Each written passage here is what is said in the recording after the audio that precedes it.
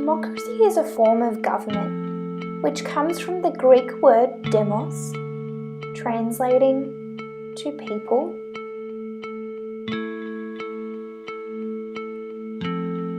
and kratos, translating to rule, which essentially helps define democracy as the people helping govern and rule the country in which they live. There are two types of democracy: direct democracy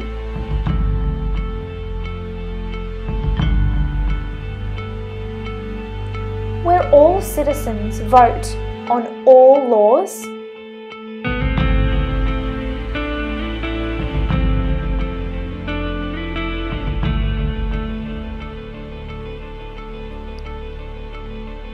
and indirect democracy, where citizens vote for a representative who generally shares similar beliefs and values to become the lawmaker.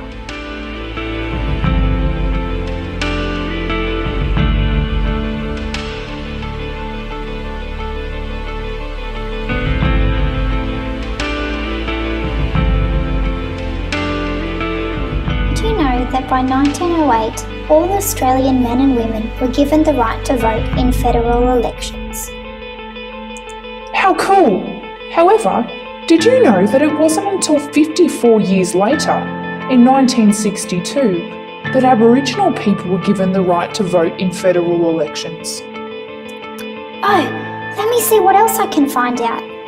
At that time, Aboriginal people were counted in the population count as flora and fauna, or plants and animals. I wonder how they felt about that.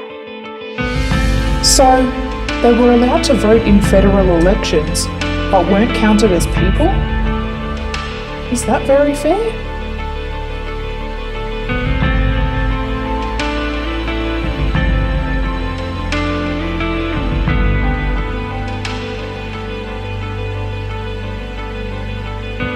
In 1967, Aboriginal people's rights became a major focus in Australian society through the process of a national referendum.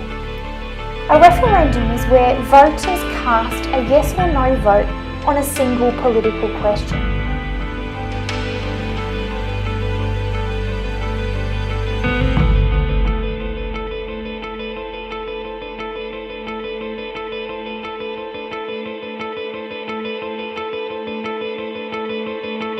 On the 27th of May, 1967, over 90% of voters wrote yes.